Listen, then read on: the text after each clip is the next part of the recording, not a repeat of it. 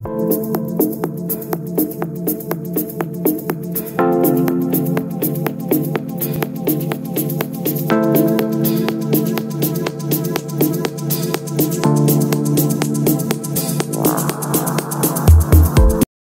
good day, ladies and gentlemen. This is CoinNewsExtra interview session. Joining us today on CoinNewsExtra interview, we have a dear friend, the CEO of BiKi Exchange, Ethan. Ethan, welcome to CoinNewsExtra.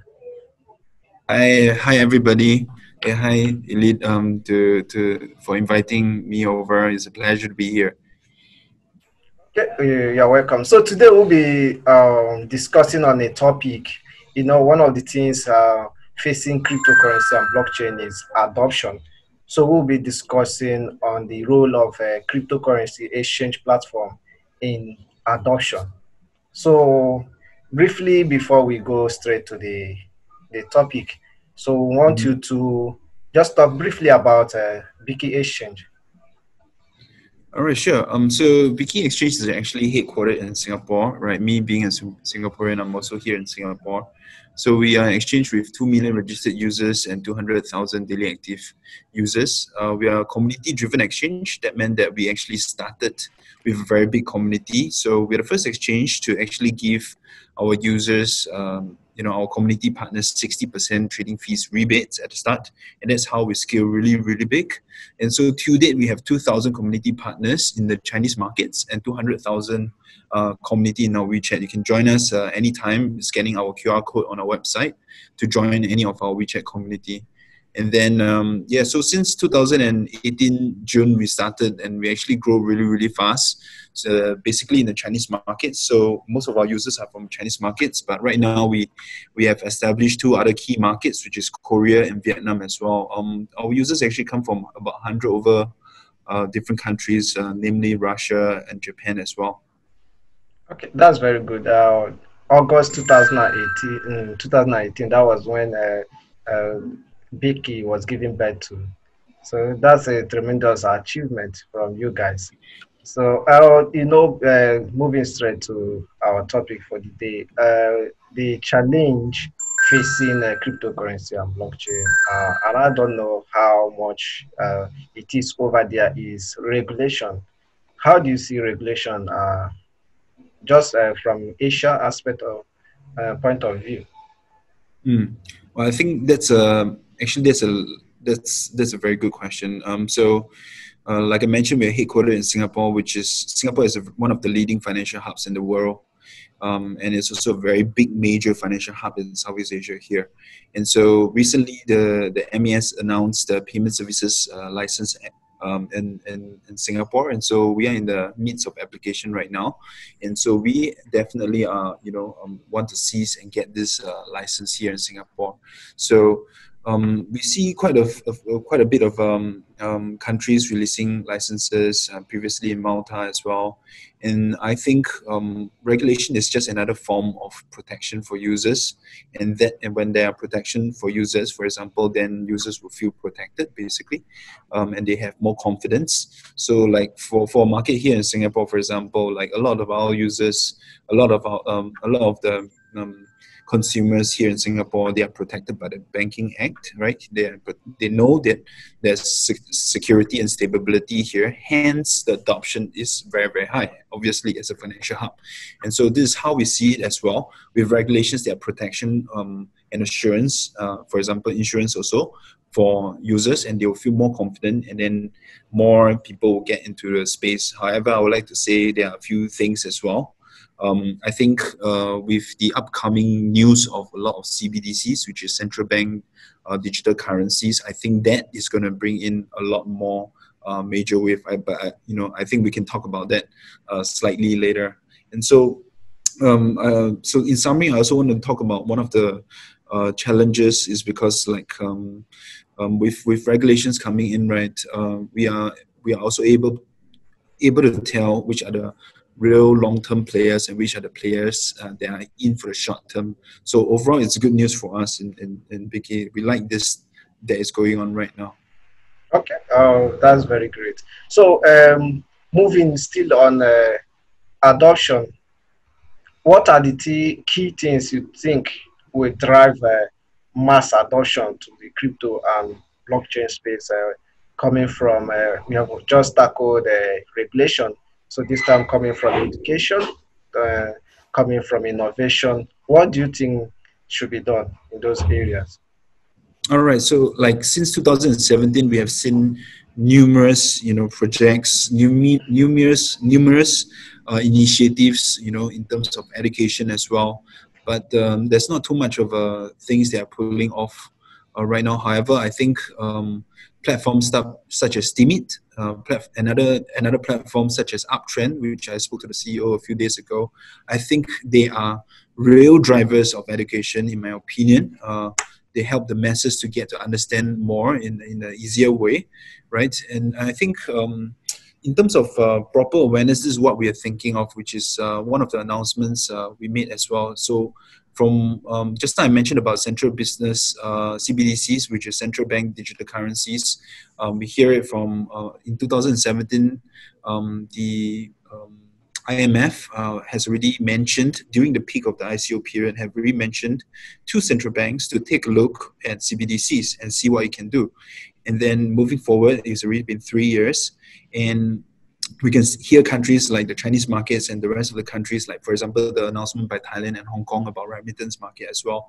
So there's a lot of movement into the CBDC. And why am I talking about this, right? Is because let's say when the CBDCs are actually launched, right? So there are a lot of very big corporations, especially like for example, Tencent and maybe Alibaba or the rest of it. They will hop onto this bandwagon, right? And then with all these MNCs, they have a lot of SMEs, which is small medium enterprises. They are their corporate accounts, right? They are their corporate partners. And with this, they will also hop onto the bandwagon, maybe the incentives, or they see some advantages, first mover advantages especially.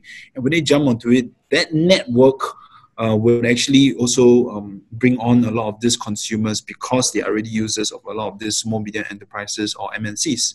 And when this happens, we will actually go through the Gartner cycle where a lot of problems will be faced, and then there's correction, and then we'll actually see lift off. That is where I see where huge proper awareness will actually come in, because those are more use cases we can see. And then when it comes to innovation, I think we recently announced a strategic partnership with a platform called winplay.app. I think a lot of our friends should check it out. So it's basically a platform that educates you a lot and also at the same time incentivizes you. It's somewhat function a little bit like Uptrend, just that Uptrend is a little bit more on the literacy side of things, and then WinPlay is a little bit more on the gaming, not gaming as in like gaming, but it's actually playing mini games like spin the wheel, etc., that to incentivize users to engage a lot more. And so we partnered with WinPlay as a premium exchange, and that actually helped a lot of our users in terms of adoption. Yeah. Okay. That's very great. So, still on adoption. So, some people believe that one of the key ways for crypto and blockchain to gain traction is by strategic partnership. And recently, I just wanted to talk about recently, BiKi had a strategic partnership with a cryptocurrency project called Electroneum. So, what can you say about that partnership? Oh man. So back in like early 2019, we have a plan, to actually work with a lot of phenomenal projects, and Electroneum was one of it that we identified. So we actually began talking about this since 2019. We have been discussing, about like proper collaboration and how can we actually help the market a lot more. And finally, after a few months of discussion, we actually got it. We're so happy about it. And personally, I've been a huge follower of Electroneum since the early days, right? And I've been following and I have been seeing how the innovation they've brought to the market, especially to the African market, in my opinion. In the last few months, their progress there has been very, very, very big. And so we are really, really proud to be working with such a great company. I think Richard is also, like very delighted with this as well. And I think it goes to show that how we can. So like I mentioned, we have a lot of we have a lot of presence in the Chinese markets, and then Electroneum is actually one of the biggest UK projects as well. I think there's a lot of very good cross overlap over here. So it's basically more of west meets east here, and I think recently we have been picking up a lot of inquiries, a lot of interest from African users to be asking a lot more about our products, as well as some of the content that we have been pushing up. So we actually see this as one of the more brighter partnerships that we see in this first quarter of 2020. Okay. Let's go and talk about the topic properly. So, what do you think the adoption aspect of it? What do you think cryptocurrency exchange, starting with BiKi, you're an exchange platform. What do you think cryptocurrency exchange platforms should do for proper or mass adoption? Well, I think fundamentally, the services has to be outstanding. When I say services, there are three things we're talking about. Number one is the security, right? It has to be real, solid, and proper. Number two is the liquidity and depth. And so this is basic fundamentals I'm talking about first before we talk about mass adoption, because those are the needs first. And then moving after these 3 points, I think what is more important is probably, I think one of the easier and lower lying fruits here that we can address is lower fees for remittance, for example. So Philippines is a very ideal situation. So for Philippines, they're actually one of the biggest remittance markets in the world, right? On a yearly basis, we see billions, right, transacted in remittance markets. So that's one of the lower lying fruits that I see the exchanges can actually help a lot of these markets. That's number one. Number two, I do see that there's a lot of projects inquiries with regards to integration for payments, for easier adoption. I think exchange should take a brighter and bigger approach towards, I wouldn't say that way, I mean a much deeper integration approach with such projects, so that the liquidity and the depth of this payment processes can be a lot easier. So that's the standpoint I'm actually coming from, to meet the needs of the users such as you and such as me, right? And I think Yes. that if we do that basic part, then I think that's the part that we can actually scale a lot more in terms of mass adoption. Okay, you have really done great. So before we draw the curtain, we want to ask you a question because during the interview, because of the interview, you said because of your partnership with Electroneum, you've been getting traction from other parts of the world. So do you have any plans of expanding to Africa and other parts of the world? Yeah, so like it's just in the last 2 weeks we see quite a bit of attraction of this already. So the first thing we're definitely doing is we actually announced the global community manager program. So we are looking actively for our friends in the social circle in the crypto space. They are interested to join us, as a community manager, and they can actually interact with the users. They can create their own BiKi community in their own countries and get paid as well and incentivized, right? So they'll be authorized to be ambassadors, and I think it's a win-win situation. In this case, we help to expose a lot of our services and our brand to the bigger markets, and then our community managers can also get to expose their own brand and help their social circles as well. So it's a win-win. They get paid of a salary as well, and incentives.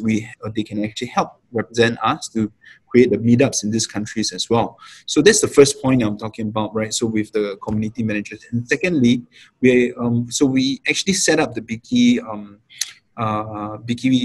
Capital Fund, right? So we are actively looking at very interesting projects to actually incubate, like how we actually incubated some of the Chinese projects as well, to help them grow and scale in a much faster way because of our resources and network, right? So those are two angles that we're looking at in terms of our plans in Africa.